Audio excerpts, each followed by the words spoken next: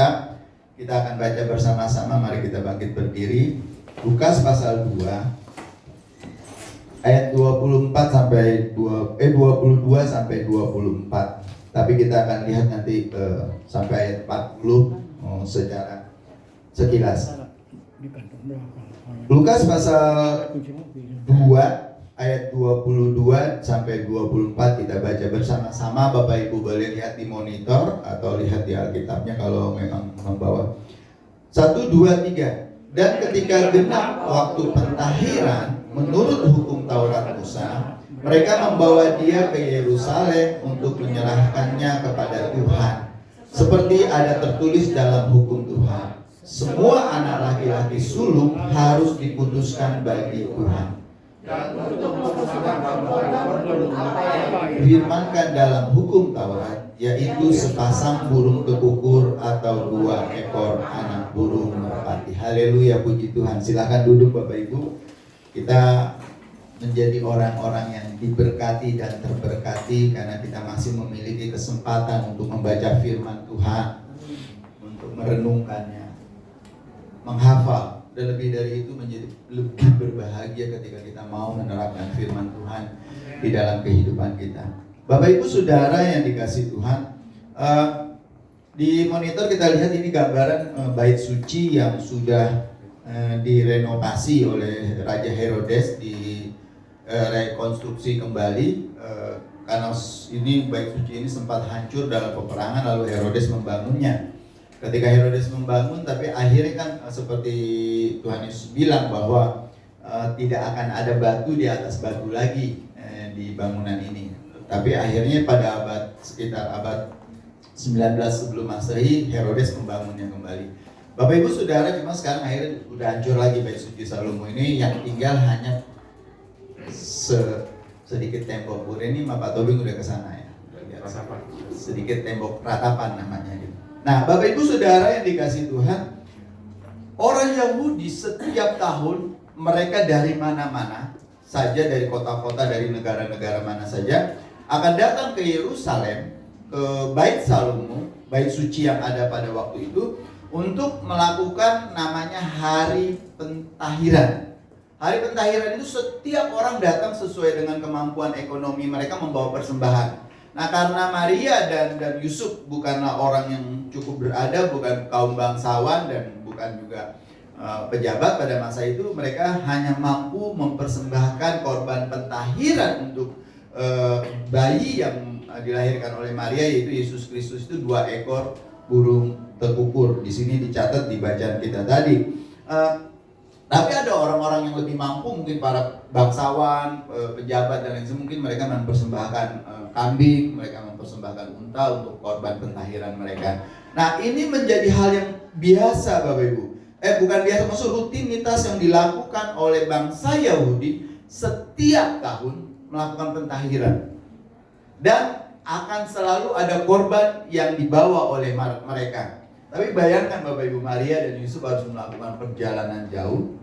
Sebelumnya kita tahu dari Galilea ke Bethlehem ya, ketika Maria masih hamil, karena dia harus mengikuti sensus. Maria sedang hamil, melakukan perjalanan jauh. Setelah itu anaknya lahir, dia harus pergi meninggalkan Bethlehem, mengungsi, dan tetapi ada masanya dia harus datang ke Yerusalem untuk mengikuti hari raya pentahiran itu. Setiap orang dari bangsa Israel, orang Yahudi khususnya, harus menghadiri dan melakukan mempersembahkan korban pentahiran. Korban pentahiran itu kalau bahasa kita penyucian. Jadi membersihkan dirinya dari dosa.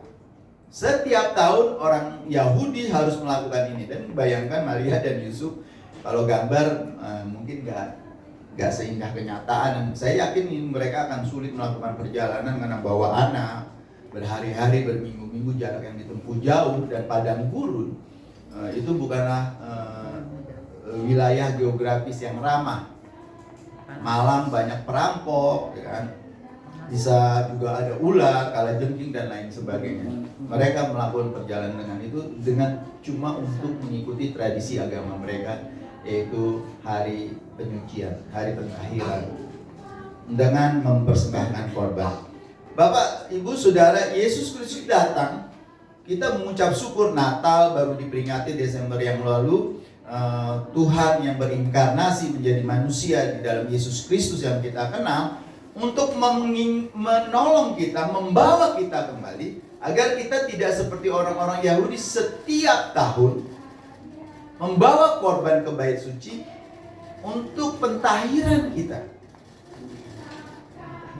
Nggak perlu lagi gitu Bapak Ibu, karena Yesus Kristus. Nah, ada perubahan permanen yang terjadi, ada perubahan yang tetap terjadi dari hukum Tuhan yang tadinya dituntut setiap tahun bangsa Israel dan manusia yang lainnya untuk datang di dalam ke Yerusalem membawa korban persembahan untuk pentahiran, pensucian mereka. Bapak Ibu Saudara yang dikasih, dengan kelahiran Yesus Kristus ke dunia, periode baru, sejarah kehidupan baru diubahkan.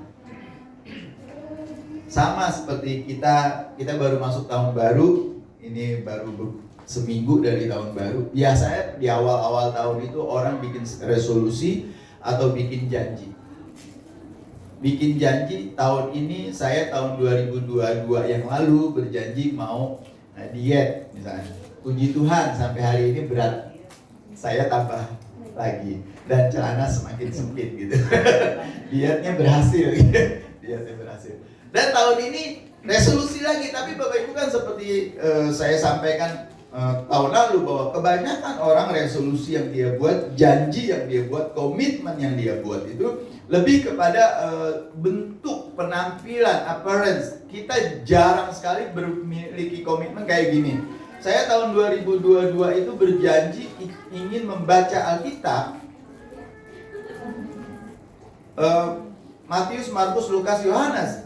Saya sepanjang tahun 2022 saya dari awal tahun berjanji untuk membaca itu saja. Dan puji Tuhan sampai Desember 3 kali saya membaca itu bolak-balik. Matius, Markus, Lukas, Yohanes, Matius, Markus. Ada janji yang kita buat untuk pertumbuhan rohani saya, untuk membuat saya lebih bisa memahami Tuhan yang saya percaya dan Tuhan yang saya layani. Nah, tahun ini kita harus membuat resolusi lagi. Tetapi biasanya janji, komitmen, resolusi yang dibuat oleh kita itu tidak tetap. Tapi ada perubahan yang dibuat oleh Tuhan secara permanen. Sistem pengorbanan, yaitu pentahiran dan ritual lain yang ada pada masa itu, setiap tahun selalu ada perubahan. Apa yang tidak cukup tentang sistem pengorbanan ini? Bahwa itu setiap tahun harus dilakukan berkorban. Nah, Yesus datang untuk merubah itu. Pertama gitu, bahwa Yesus Kristus menggenapi perjanjian baru, perjanjian lama itu pasti. Sehingga nanti kita bisa lihat bahwa kita tidak perlu lagi, karena di dalam jangka panjang tidak ada hewan kurban yang cukup mengatasi masalah dosa manusia. Mereka harus terus kembali setiap tahun. Jadi penebusan, pentahiran mereka tidak permanen. Bapak Ibu, maaf teman-teman dari Katolik misalnya, kadang-kadang pastor atau prodiakonnya menegur mereka, kamu belum pengakuan yang udah berapa tahun misalnya. Mereka diminta untuk selalu melakukan pengakuan dosa, di bilik pengakuan dosa. Bapak Ibu Saudara yang dikasihi Tuhan, padahal Yesus Kristus mati di kayu salib untuk menghapuskan ritual yang dilakukan oleh orang-orang Yahudi, yang mana setiap tahun dia harus datang ke bait suci membawa korban. Seperti Maria dan Yusuf membawa Yesus Kristus untuk korban pentahiran, karena Maria baru melahirkan, harus ditahirkan juga. Kalau orang baru melahirkan kan dalam tradisi Yahudi itu wanita yang baru melahirkan itu najis juga. Gitu. Sama tradisi orang Islam juga, hukum Islam juga gitu. 40 hari mereka masih disebut masa nifas, masa najis, dan harus ditahirkan. Orang Yahudi memberikan aturan pentahiran itu dengan membawa korban persembahan. Dan biasanya korban persembahan yang dilakukan mereka akan meletakkan tangan mereka di atas korban itu, entah itu burung dara, entah itu domba, entah itu unta. Mereka letakkan di atas korban ini tangan mereka, dan mereka berdoa, Tuhan, semua dosa saya bawa ke hadapan-Mu melalui korban ini. Dan ketika hewan korban itu dipersembahkan, artinya dosa mereka sudah dipersembahkan di hadapan Tuhan. Tapi setiap tahun harus dilakukan. Saudara-saudara kita Muslim setiap tahun ada namanya Hari Raya Korban. Kalau kadang-kadang di daerah disebut Lebaran Haji, gitu loh. Karena Hari Raya Korban itu selalu terjadi di masa-masa orang naik haji, gitu. Jadi Lebaran Haji. Setiap tahun mereka mempersembahkan korban. Korban penghapusan dosa karena mereka mengikuti tradisinya Abraham misalnya. Ibrahim, kan? Bagi mereka yang dikorbankan itu Ismail, bagi kita yang dikorbankan itu Ishak. Kita meyakini menurut Alkitab kita Ishak, mereka meyakini menurut ajaran mereka Ismail, gitu. Tapi satu hal yang pasti, setiap tahun pengorbanan untuk penebusan dosa itu harus dilakukan berulang-ulang. Nah, Yesus Kristus, kenapa harus dilakukan berulang-ulang korban ini? Menandakan bahwa korban itu nggak sempurna. Korban itu nggak sempurna. Nah, Yesus Kristus menggenapi hukum perjanjian lama ini, tuntutan perjanjian lama ini, yaitu soal dosa, di mana ketika dia dikorbankan di kayu salib, itu pengorbanannya sekali untuk selama-lamanya. Bapak Ibu Saudara yang dikasihi Tuhan,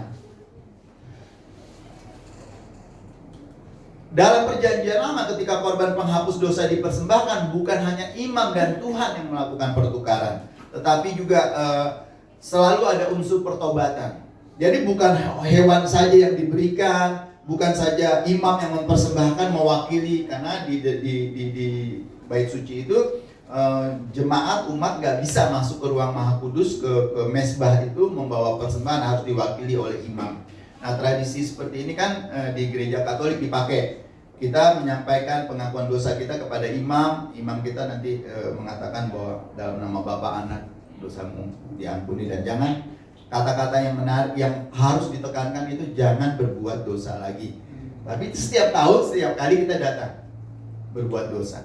Nah, oleh karena itu korban yang diberikan sebanyak apapun yang kita berikan nggak ada gunanya. Bahkan saat ini orang-orang Kristen, ketika dia percaya bahwa Yesus Kristus itu adalah korban penghapusan dosa bagi mereka, korban penyucian untuk mereka, korban pentahiran bagi mereka, tapi tidak ada unsur pertobatan di dalam hidup kita, nggak ada gunanya. Korban Yesus di kayu salib tetap berguna, tapi bagi kita tidak ada gunanya kalau kita tidak pernah ada pertobatan.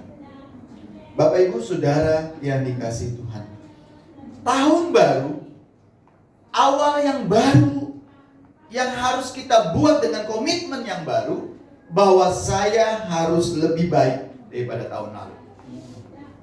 Bapak Ibu, kita bersyukur, kita berterima kasih karena Yesus Kristus sudah menjadi korban penebusan dosa. Hukum yang Tuhan tetapkan di hadapan Musa jelas, jika orang-orang patuh, mereka akan diberkati. Ulangan pasal 28 ayat 1-10, karena ini akan menjadi tema gereja rantau tahun ini. Bahwa ketika kita pada hari ini mendengarkan firman Tuhan, kata Musa, dan memperhatikannya dengan sungguh-sungguh dan melakukannya dengan setia, setiap berkat-berkat yang dijanjikan Tuhan menjadi milikmu. Lalu di ayat selanjutnya dikatakan bahwa diberkatilah engkau di ladang, dan diberkati. Catatannya satu, kalau engkau memperhatikan firman Tuhan dengan sungguh-sungguh dan melakukannya dengan setia. Bapak Ibu, jangan pernah berharap ada perubahan di dalam hidup kita. Jangan pernah berharap engkau diberkati hidupnya oleh Tuhan, entah itu secara materi, entah itu secara rohani, kalau engkau tidak pernah mau dengan sungguh-sungguh memperhatikan firman Tuhan dan melakukannya dengan setia. Janji Tuhan. Bapak Ibu Saudara, Yesus Kristus, puji Tuhan, menggenapi hukum Taurat. Tapi sekali lagi, pengorbanannya di kayu salib tidak akan pernah menjadi berarti bagi kita kalau kita tidak melakukan firman Tuhan dengan sungguh-sungguh.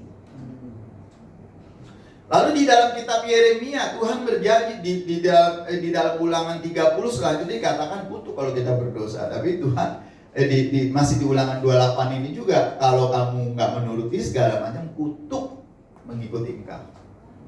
Jadi ada dua, Bapak Ibu, dua sisi yang diberikan oleh Tuhan. Dan di awal tahun ini saya kembali mengingatkan kita, apa yang kita pilih?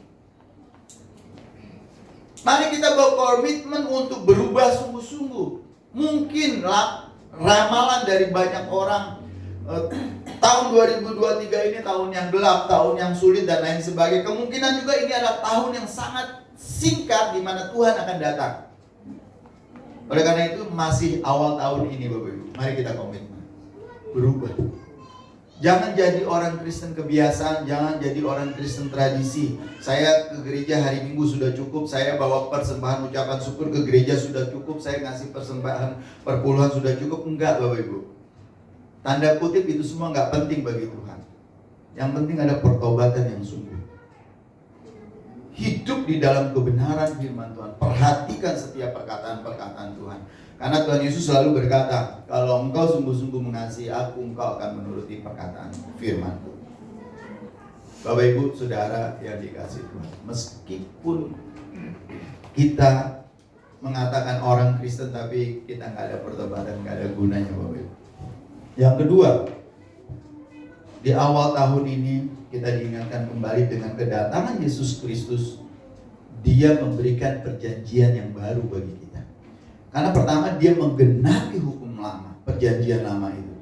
Semuanya digenapi di dalam tubuh, di dalam kehidupan, di dalam ajaran dari setiap perkataan Tuhan Yesus.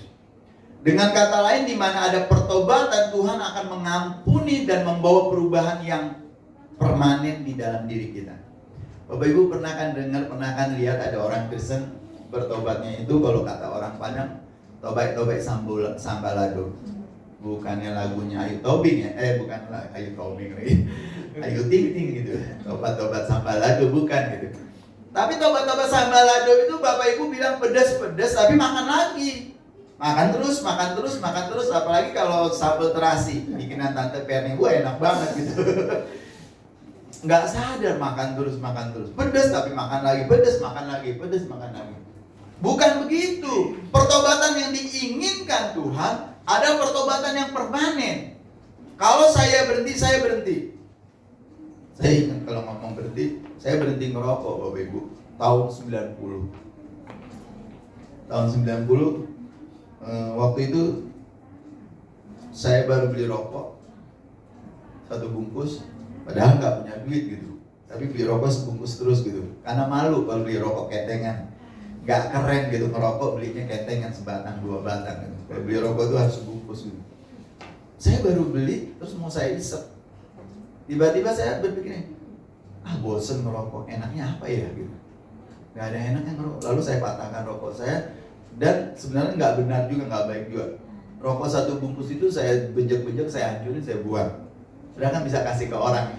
Tapi kalau saya kasih ke orang, saya bersalah lagi, saya bertobat, saya tahu nggak baik ngerokok, masa saya kasih ke orang biar orang tambah rusak kan gitu.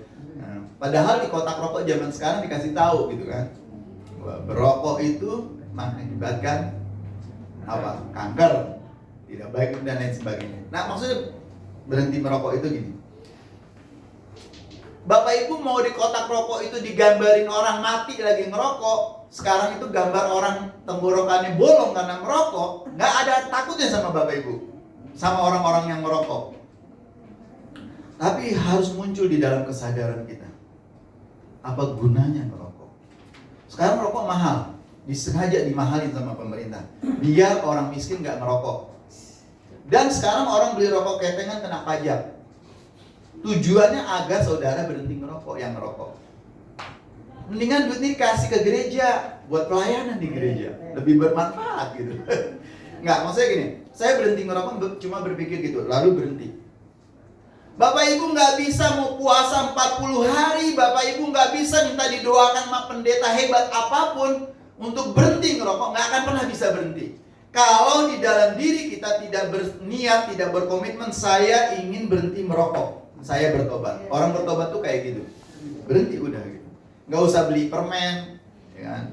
Nggak usah beli, apalagi sekarang pakai Fave gantinya, Fave lebih baik dan lain sebagainya. Bapak Ibu Saudara yang dikasih, pertobatan itu harus permanen. Dan pertobatan itu betul karya Tuhan, betul Roh Kudus, tapi itu lebih dari keputusan kita.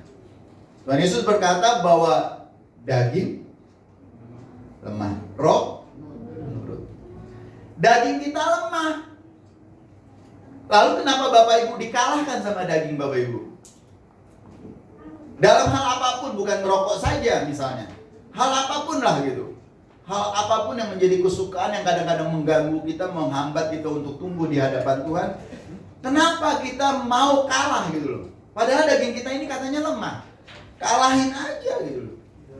Saya punya teman, sebagian dari kita pernah kenal karena beberapa waktu yang lalu beliau ada beberapa kali beribadah di kita. Ibu Christine itu kena kanker payudara dan kanker usus. Setiap pagi dia bangun dan berdoa. Memang bahasanya nggak baik itu, tapi bahasa maki-maki, yang dia maki-maki kanker yang ada di usus dan di payudara dia. Dia maki-maki, dia ngapain lu di sini? Bahasa kebun binatang dikeluarin. Sono lu pergi segala macam setiap hari. Digituin sama dia. Dan sampai hari ini masih bertahan gitu. Masih bertahan, tidak minum obat dan tidak minum apa-apa, cuma dia itu cara dia berdoa dan melawannya. Maksud saya gini, pertobatan itu terjadi bukan karena penumpangan tangan. Pertobatan itu terjadi bukan semata-mata karya Roh Kudus, tapi berdasarkan keputusan Bapak Ibu. Saya mau berubah. Hari ini saya mau setia di gereja Rantau tahun ini misalnya. Saya mau melayani. Itu keputusan kita. Bapak Ibu, Saudara yang dikasihi Tuhan. Tuhan Yesus membawa perjanjian yang baru. Yeremia, seperti dinubuatkan oleh Yeremia di Yeremia pasal 31. Di sini dikatakan begini. Ayat 1, pada waktu itu demikianlah firman Tuhan, aku akan menjadi Tuhan segala kaum keluarga Israel dan mereka akan menjadi umatku. Lalu selanjutnya dikatakan Tuhan memberikan hati yang baru kepada mereka. Bapak Ibu Saudara yang dikasihi Tuhan, Tuhan memberikan hati yang baru. Dan hati yang baru itu ada di dalam kita. Terus Yehezkiel pasal 36 ayat 26 sampai 27 itu Tuhan dikatakan di dalam kitab Yehezkiel ini tidak begini Bapak Ibu. Yehezkiel pasal 36 ayat 26, kamu akan kuberikan hati yang baru dan roh yang baru di dalam batinmu, dan aku akan menjauhkan dari tubuhmu hati yang keras, dan kuberikan kepadamu hati yang taat. Rohku akan kuberikan diam di dalam batinmu, dan aku akan membuat kamu hidup menurut segala ketetapanku, dan akan tetap berpegang pada peraturan-peraturanku dan melakukannya. Bapak Ibu Saudara, Tuhan membuat perjanjian yang baru. Dengan kedatangan Kristus diberikan perjanjian yang baru, di mana Dia akan membawa perubahan di dalam hati kita secara permanen. Tapi sekali lagi, untuk berubah itu keputusannya dari kita. Bapak Ibu, Tuhan Yesus mati di kayu salib, Yesus Kristus mati di kayu salib untuk menebus dosa manusia, untuk menyelamatkan manusia. Tetapi manusia untuk bisa menerima keselamatan itu, untuk bisa menerima penebusan dosa itu, harus ada komitmen dari manusianya. Keselamatan penebusan dosa tersedia bagi semua umat manusia, karena begitu besar kasih Bapa akan dunia ini sehingga Dia mengaruniakan anak yang tunggal, supaya barang siapa yang percaya, kata Yohanes, tidak binasa melainkan beroleh hidup yang kekal. Semua manusia Tuhan kasihi. Tapi persoalannya meresponi kasih Tuhan itu tergantung dari keputusan kita. Bapak Ibu Saudara yang dikasihi Tuhan, tahun ini hukum Taurat Musa bukan hanya bahwa mereka bukan hanya bahwa mereka terus berdosa dan membutuhkan pengampunan terus-menerus. Tuhan adalah Tuhan yang pengampun. Tapi dalam hukum Musa kita diajarkan untuk, dalam hukum Taurat juga kita diajarkan untuk setiap tahun membawa pengorbanan-pengorbanan. Tetapi Tuhan sudah memberikan pengorbanan yang sempurna, pengorbanan yang sejati, sekali untuk selama-lamanya. Tidak perlu lagi ada pengorbanan. Makanya ketika ada orang di gereja mengatakan, saudara mari kita bawa korban. Dalam konteks ini korbannya tentu bentuknya uang misalnya. Dipersembahkan kepada Tuhan. Bapak Ibu, nggak perlu lagi ada korban-korban. Karena Yesus Kristus korban yang sempurna sudah cukup. Bapak Ibu diminta bawa ke gereja ada ucapan syukur. Ucapan syukur karena engkau sudah diberkati oleh Tuhan. diberikan kesehatan, diberikan kekuatan, masih punya kesempatan untuk makan, menikmati berkat-berkat Tuhan. Lalu setiap minggu kita datang ke gereja untuk bersyukur kepada Tuhan. Di dalam ungkapan syukur itu kita bawa buah ucapan syukur kita. Zaman sekarang bentuknya duit misalnya. Nggak mungkin Bapak Ibu bawa burung merpati, ya Betty ya, nggak mungkin ya. Bawa domba ya Jul, nggak mungkin. Apalagi Ella bawa onta gitu, nggak mungkin ya kan. Jadi orang sekarang bawa gitu.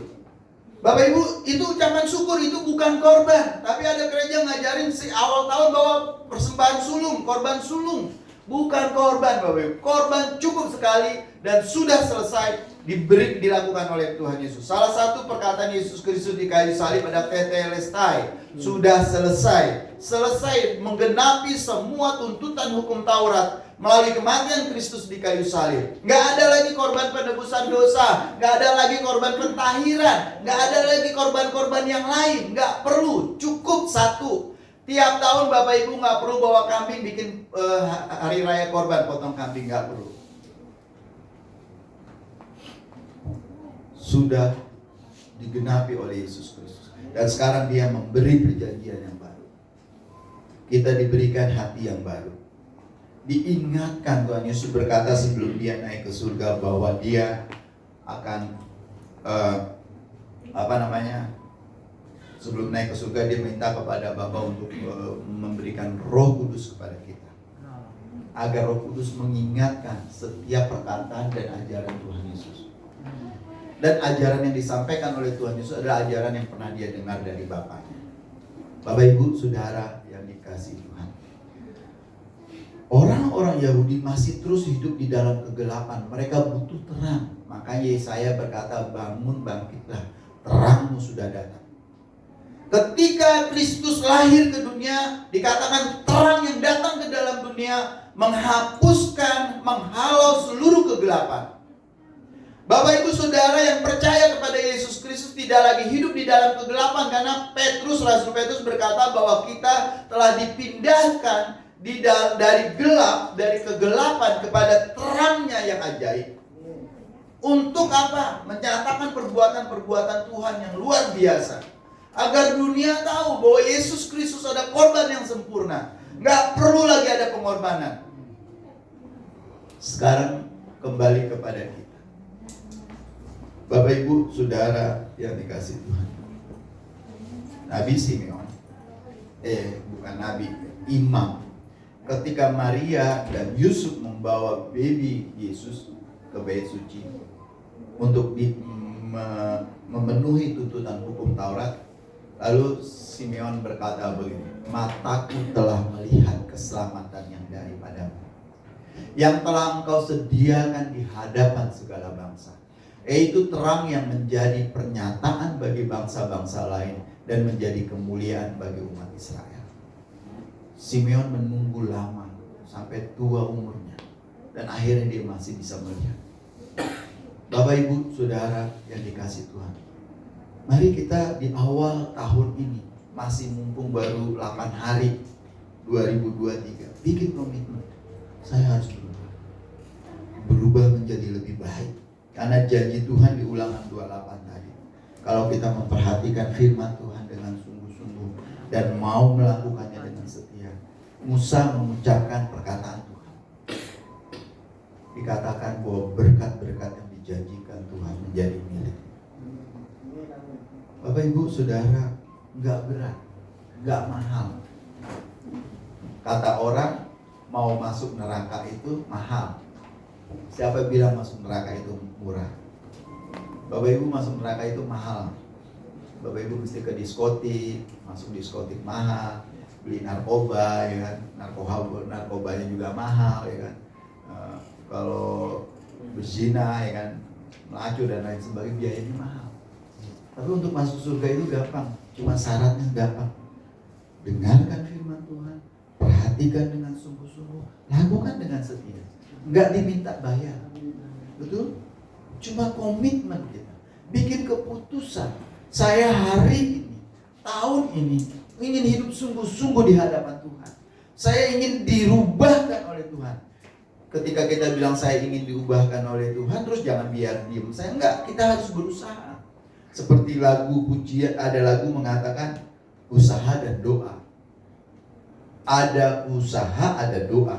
Ada doa, ada usaha. Bapak Ibu nggak bisa berdoa 40 hari 40 malam menunggu Tuhan merubah Bapak Ibu, nggak bisa. Kita harus berubah. Makanya ketika kita berdoa, Tuhan berikan saya kasih, lalu kita diperhadapkan dengan orang-orang yang selalu menyakiti hati kita, misalnya. Karena kita berdoa, Tuhan beri saya kasih, Tuhan tunjukkan saya kesabaran. Lalu kita setiap hari menemukan orang-orang yang gak bisa mengerti dengan apa yang kita lakukan, apa yang kita mau. Tuhan memberikan apa yang kita mau. Sederhana Bapak Ibu, turuti lakukan apa yang Tuhan minta. Lalu Simeon berkata kepada Maria, sesungguhnya anak ini ditentukan untuk menjatuhkan atau untuk membangkitkan banyak orang di Israel, dan untuk menjadi suatu tanda yang menimbulkan perbantahan.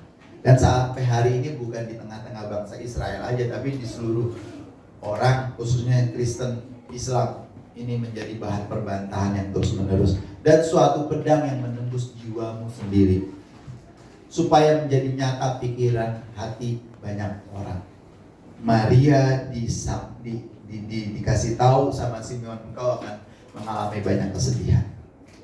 Tetapi lebih dari itu, Yesus Kristus bukan sekedar hidup, bukan sekedar menjadi bayi, tumbuh menjadi manusia, tapi dia juga akan menjadi perbantahan dan dia akan menjadi pedang yang menusuk sampai ke jiwamu. Di dalam Ibrani dikatakan bahwa di dalam kitab Ibrani itu dikatakan bahwa firman Tuhan itu seperti pedang yang bermata dua, yang memisahkan daging dari tulang, yang menusuk sampai ke dalaman sumsum kita. Bapak Ibu, Saudara yang dikasih Tuhan, firman Tuhan gak akan pernah berarti apa-apa. Firman Tuhan gak akan pernah berguna apa-apa.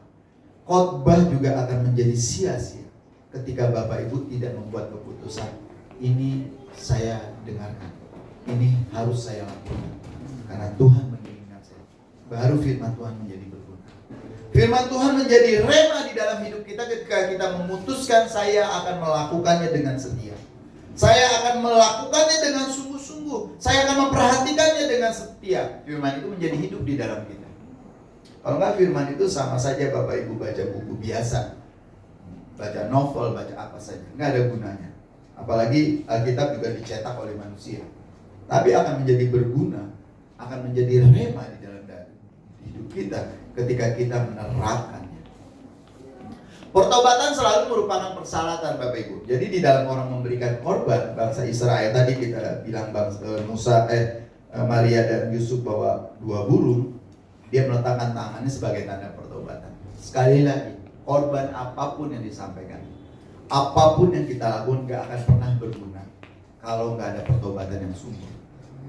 Jadi semua ibadah kita akan menjadi sia-sia kalau kita tidak memiliki pertobatan yang sungguh-sungguh. Oleh karena itu Bapak Ibu, waktunya sudah dekat. Mari kita hidup dengan sungguh-sungguh di hadapan Tuhan. Tuhan sudah begitu baik sama kita.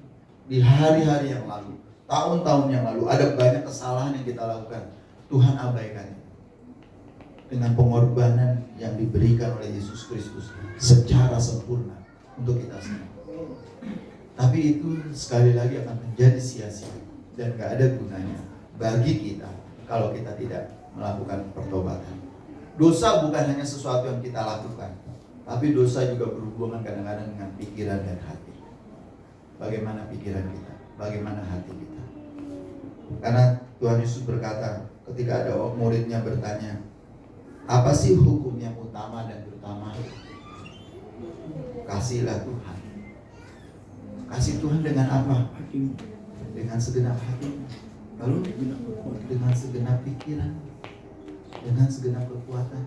Bapak Ibu gak bisa mengasihi Tuhan hanya dengan hati. Bapak Ibu gak bisa mengasihi Tuhan hanya dengan pikiran. Nanti akhirnya itu jadi kayak teolog-teolog yang bikin bingung gereja, Calvin, Luther, Zwingli, karena mengasihi Tuhan hanya dengan pikiran. Gereja pecah sampai sekarang. Saya sama Ko Andi diskusi terus di mobil gitu kalau jalan. Karena gara-gara orang yang mengasihi Tuhan hanya dengan pikiran. Tapi kita juga nggak bisa mengasihi Tuhan hanya dengan hati. Nanti sedikit-sedikit nubuatan, sedikit-sedikit mendengar suara Tuhan, sedikit-sedikit melihat, akhirnya menjadi gereja-gereja yang kacau. Sekarang ada banyak nubuat-nubuat. Salah satu hamba Tuhan di YouTube setiap 3 bulan sekali bernubuat. Bapak Ibu bisa cari YouTube. Setiap 3 bulan ada nubuatan untuk Indonesia, luar biasa. Tapi kita juga nggak bisa mengasihi Tuhan hanya dengan segala kekuatan kita aja misalnya. Bapak Ibu pergi bangun rumah orang yang rusak, saya menunjukkan kasih Tuhan dengan kekuatan kita, nggak bisa. Tapi harus dengan ketiga-tiga. Kasihilah Tuhan dengan pikiran. Artinya pelajari firman Tuhan. Kan Tuhan berkata, perhatikan firman Tuhan dengan sungguh-sungguh. Itu menggunakan pikiran. Itu mengasihi Tuhan dengan pikiran. Lakukan dengan setia. Kesetiaan itu membutuhkan hati. Bapak Ibu, kalau hati kita nggak kokoh, hati kita nggak teguh, kita mudah patah hati, mudah kecewa, mudah sakit hati. Kasih Tuhan dengan hati, dengan kekuatan, akal budi. Bapak Ibu Saudara, makanya saya selalu pernah menyampaikan, mengasihi Tuhan itu nggak cukup dengan kasih agape, nggak cukup. Kasih tanpa syarat. Gimana sih kasih tanpa syarat? Kadang-kadang bentuknya kabur, absurd kalau bahasa orang. Tapi kita harus mengasihi Tuhan juga dengan kasih apa? Eros. Kasih yang penuh birahi, yang penuh hasrat. Sehingga Bapak Ibu punya kerinduan terus-menerus untuk beribadah hari Minggu di gereja. Itu kasih eros. Kasih birahi yang punya kerinduan seperti di Kidung Agung Salomo. Salomo menggambarkan hubungannya dengan Tuhan seperti orang pacaran. Itu kasih eros.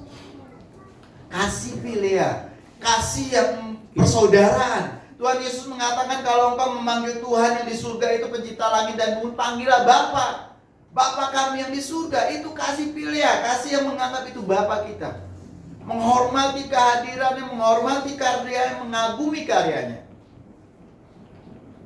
Kemarin Kiki luar biasa tuh. Kasih ayat untuk saya gini. Filipi 1 ayat 3. Dia bilang, aku selalu mengucap syukur ketika mengingat engkau.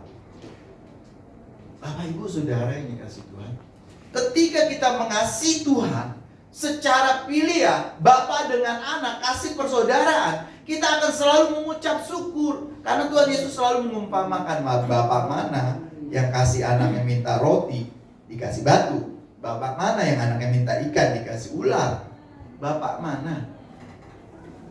Gak ada, tapi Bapakmu yang di surga tahu apa yang menjadi kebutuhan. Itu dibutuhkan kasih Philea. Jadi kasih itu harus tiga-tiga, eros, Philea, sama agape. Gak bisa cuma bilang orang gereja kasih agape, kasih agape. Kasih agape yang benar-benar bisa melakukan itu hanya Tuhan Yesus. Kita harus melakukan ketiga-tiganya.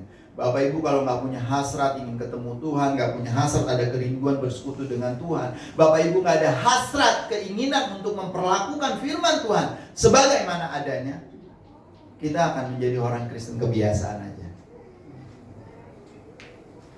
Di awal tahun ini, marilah kita bikin komitmen, perubahan, resolusi yang baru. Dengan kata lain, kita hidup dalam penyangkalan selalu siap menerus tentang siapa yang kita nilai, siapa yang kita benci, siapa yang kita iri. Tapi biarlah tahun ini mari kita ubah. Mari kita belajar untuk lebih bersungguh-sungguh lagi. Tuhan Yesus datang ke dunia dalam rupa manusia, yaitu bayi Kristus, untuk meniadakan pengorbanan. Bapak Ibu, hal-hal yang ada di dalam hatimu jangan biarkan tumbuh. Itu seperti kanker. Bu Reni mengerti banget kalau ngomong kanker ya Bu Reni. Itu jangan biarin kecil aja, jangan disepelekan. Ada orang mungkin, saya punya teman, orangnya gagal, sehat banget. Kelihatannya sehat, maksudnya fisiknya sehat. Lebih sehat kayak saya, lebih bugar dari saya. Badannya bagus. Ketika dia medical check up, ternyata di dalam tubuhnya ada indikasi sel kanker yang menggerogoti hati. Dan itu kecil juga, masih. Tapi karena itu adanya di hati agak sulit untuk dilakukan, misalnya di kemoterapi atau diapain, susah gitu. Jadi Bapak Ibu jangan biarkan dosa sekecil apapun tahun ini ada di dalam hidup. Ambillah keputusan, saya mau bertobat, saya mau bersungguh-sungguh, saya mau menuruti perkataan-perkataan Tuhan, saya mau melakukannya dengan setia. Karena apapun itu Bapak Ibu, apapun itu, kalau kita biarkan itu ada di dalam diri kita, hal-hal yang bertentangan dengan firman Tuhan, itu akan menjadi seperti kanker. Dia akan tumbuh dan menggerogoti kita.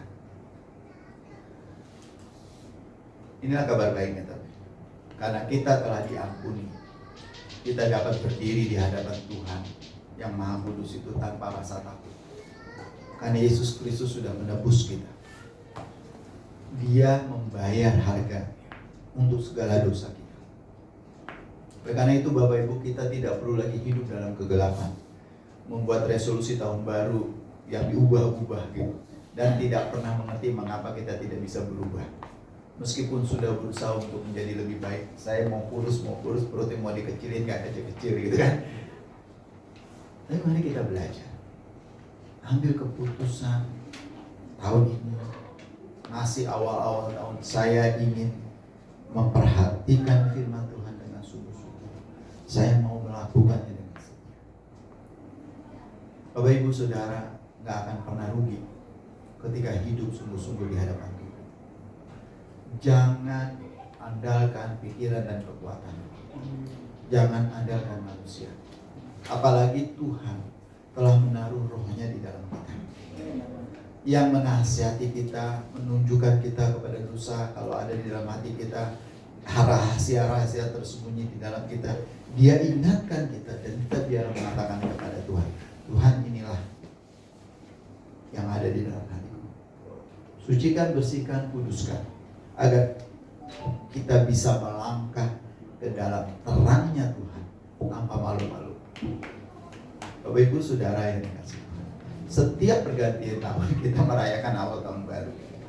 Tetapi sesungguhnya yang lebih penting bahwa Tuhan membuat perjanjian yang baru bagi kita. Hukum Musa, pengorbanan yang harus dibawa setiap event di dalam kalender orang Yahudi gak perlu dilakukan lagi. Bapak Ibu gak perlu membawa korban lagi, gak perlu, karena perjanjian sudah diperbaharui.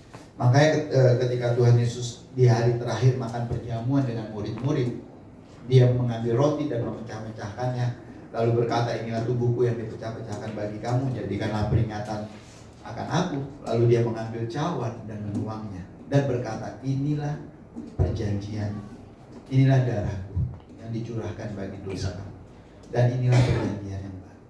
Kita sudah hidup di dalam perjanjian yang baru.